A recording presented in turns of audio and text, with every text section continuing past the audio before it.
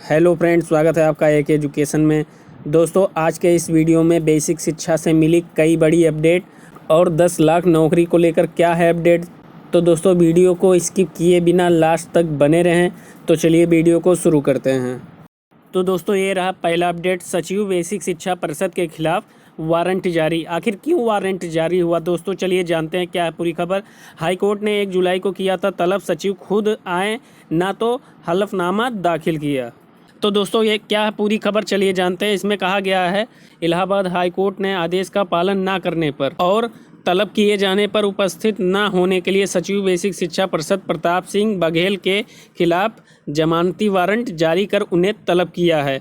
आदेश की नाफरमानी से नाखुश कोर्ट ने सीजीएम प्रयागराज को निर्देश दिया है कि सचिव पर वारंट तामील कराएं। यह आदेश न्यायमूर्ति सिद्धार्थ ने बेसिक शिक्षा विभाग के अध्यापक ज्ञानेंद्र कुमार की याचिका पर अधिवक्ता नवीन शर्मा को सुनकर दिया है। अधिवक्ता का कहना था कि याचिका पर सुनवाई के बाद कोर्ट ने मेडिकल आधार पर स्थानांतरण को लेकर आदेश दिया था। इस आदेश का पालन न होने पर 9 मार्च 2022 को कोर्ट ने सचिव को 1 जुलाई को हाजिर होने का निर्देश दिया था। सचिव ना तो स्वयं आए और ना ही उन्होंने आदेश का अनुपालन का हलफनामा प्रस्तुत किया। तो दोस्तों, ये रहा पहला अपडेट जो कि सचिव बेसिक शिक्षा परिषद को लेकर था।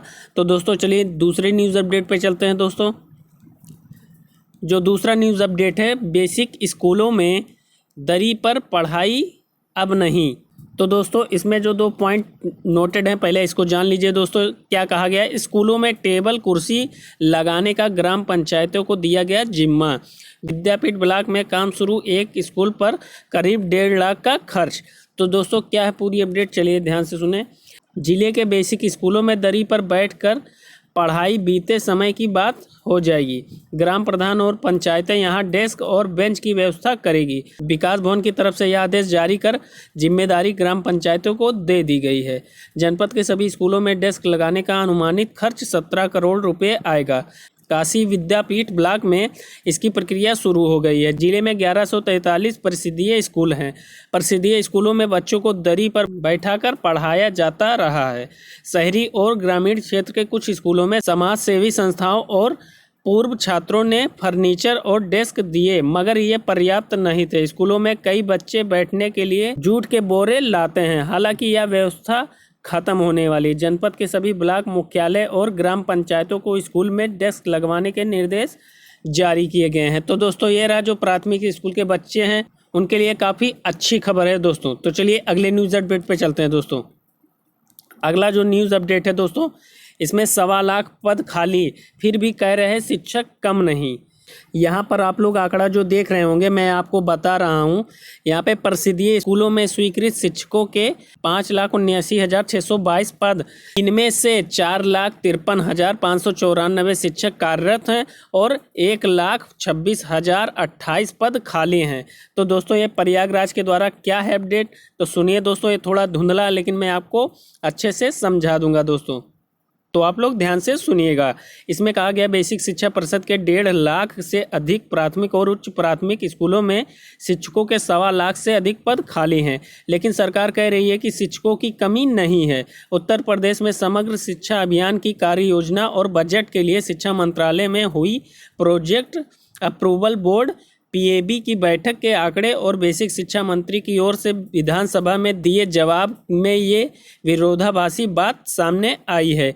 विधायक डॉक्टर मुकेश वर्मा के सवाल पर बेसिक शिक्षा मंत्री संदीप सिंह ने मई में विधानसभा में दिए जवाब में परिषदीय प्राथमिक स्कूलों में कार्यरत 3,32,734 नियमित शिक्षकों के साथ 1,47,766 शिक्षा मित्रों को भी शिक्षक माना था। इसी प्रकार उच्च प्राथमिक स्कूलों में कार्यरत 1,20,860 नियमित शिक्षकों के साथ 27,555 अंशकालिक अनुदेशकों को भी शिक्षक माना था। इस प्रकार मंत्री ने प्राथमिक और उच्च प्राथमिक स्कूलों में शिक्षक साथ अनुपात निःशुल्क एवं अनिवार्य बाल शिक्षा का अधिकार आरटीई मानकों के अनुरूप बताया था। जबकि 22 जून को जारी 2022-23 सत्र की पीएबी रिपोर्ट के मुताबिक यूपी के परिषदीय स्कूलों में सहायक अध्यापकों और प्रधानाध्यापकों के 1,26,028 पद खाली हैं। पीएबी की रिपोर्ट में शिक्षकों के रिक्त पदों का तथ्य सामने आने के बाद बेरोजगार फिर से नई शिक्षक भर्ती की मांग करने लगे हैं। उनका कहना है कि बड़ी संख्या में पद खाली होने के बावजूद 4 साल से भर्ती नहीं आई है। और दूसरी जो अपडेट है दोस्तों, जो सिद्धार्थनगर से निकल के आई है दोस्तों, इसमें क्या कहा गया है, सूरत हाल 6 साल से स्कूल नहीं आए फिर भी सेवा में है 18 शिक्षक। इसमें कहा गया है बेसिक शिक्षा विभाग में गजब का खेल चल रहा है। सिद्धार्थनगर के अलग अलग विद्यालयों में तैनात 16 शिक्षक व 2 शिक्षा मित्रों ने 2-4 दिन नहीं वर्षों से स्कूल का मुंह ही नहीं देखा है। कोई साल भर से, कोई 2 साल से, तो कोई 6-6 साल से स्कूल नहीं पहुंचा है। कमाल है यह कि ये फिर भी सेवा में बने हैं। ताज्जुब यह है कि इतने वर्ष बाद भी इनके खिलाफ निलंबन, बर्खास्तगी सहित कोई कार्रवाई नहीं हुई। अब विभाग में इन्हें पत्रावालियों के साथ तलब किया है। फर्जी शिक्षकों पर कार्रवाई अभी पूरी नहीं हो पाई है और नए मामले सामने आते जा रहे हैं।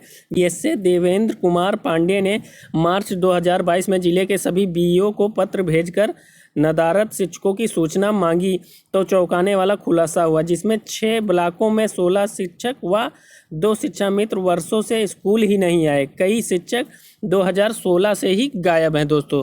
तो ये रहा 1.25 लाख पद खाली, जो कि शिक्षक भर्ती को लेकर बहुत ही बड़ी अपडेट है दोस्तों। अब चलिए अगले न्यूज़ अपडेट पे चलते हैं। तो दोस्तों अगला न्यूज़ अपडेट है जो कि दिल्ली सरकार से है। दिल्ली सरकार ने क्या कहा है, पोर्टल से 10.21 लाख लोगों को रोजगार। उप मुख्यमंत्री ने कहा रोजगार बजट से ही जल्द ही 20 लाख लोगों को मिलेगा काम। तो दोस्तों इस पॉइंट में क्या कहा गया है दोस्तों, तो इसमें कहा गया है दिल्ली सरकार जल्द ही रोजगार बाजार यानी 2.0 पोर्टल लॉन्च करेगी। यह भारत में अपनी तरह एक पहला डिजिटल जॉब मैचिंग प्लेटफॉर्म होगा। रोजगार बाजार 1.0 पोर्टल की सफलताओं पर आधारित नया पोर्टल आर्टिफिशियल इंटेलिजेंस यानी AI आधारित जॉब मैचिंग सेवाओं के साथ साथ दिल्ली के युवाओं को एक ही मंच पर कौशल विकास और रोजगार संबंधी सेवाएं प्रदान करेगा। तो दोस्तों इसमें क्या है जो दिल्ली सरकार द्वारा कहा गया है दोस्तों, दिल्ली सरकार ने दावा किया है कि जॉब पोर्टल रोजगार बाजार ने अब तक 10.21 लाख लोगों को रोजगार दिलाने में मदद की है। महामारी और उसके बाद आजीविका के नुकसान के बाद पोर्टल ने बड़ी राहत दी है। महामारी के समय से ही कई कल्याणकारी योजनाओं के माध्यम से लोगों को सम्मानजनक जीवन जीने में सरकार मिशन मोड पर काम कर रही है। दिल्ली सरकार के आधिकारिक आंकड़ों के अनुसार पोर्टल के लॉन्च होने के बाद से 2 वर्षों में 30 जून तक दिल्ली में 32 श्रेणियों के कुल 10,21,303 नौकरियां मिली हैं। ये नौकरियां कुल 19,402 नियोक्ता की ओर से दे दी गई है। रोजगार बाजार पोर्टल पर कोई नकली नौकरियां पोस्ट ना हो, इसके लिए एक सख्त सत्यापन प्रक्रिया है। पोस्ट नई नौकरी को व्यक्तिगत रूप से सत्यापित किया जाता है और इस प्रक्रिया के बाद ही पोर्टल पर नौकरियां पोस्ट की जाती हैं। रोजगार देने के लिए सरकार प्रतिबद्ध। तो इसमें कहा गया है, सिसोदिया ने कहा है कि रोजगार बाजार के आधिकारिक आंकड़े बताते हैं कि पिछले 2 वर्षों में दिल्ली में 10 लाख से अधिक नौकरियां पैदा हुई हैं। दिल्ली में बेरोजगारों को रोजगार देने के लिए सरकार पूरी तरह प्रतिबद्ध है। इस साल के रोजगार बजट में घोषित 20 लाख और नौकरियां देने के अपने वादे पर कैसे खरे उतरते हैं, यह सब जल्द दिल्ली वाले देखेंगे। सरकार की ओर से शीर्ष 4 क्षेत्र जिसमें सेल्स, उसके बाद है मार्केटिंग, फिर बिजनेस डेवलपमेंट, बैंक ऑफिस और data entry, customer support, telecaller और डिलीवरी फ्लीट में नए रोजगार सृजित किए गए हैं। उन्होंने कहा सर्वे के जरिए सभी नियोक्ताओं ने पुष्टि की है कि वे रोजगार बाजार में पोस्ट की गई नौकरियों के लिए लोगों को रोजगार देने में सक्षम है।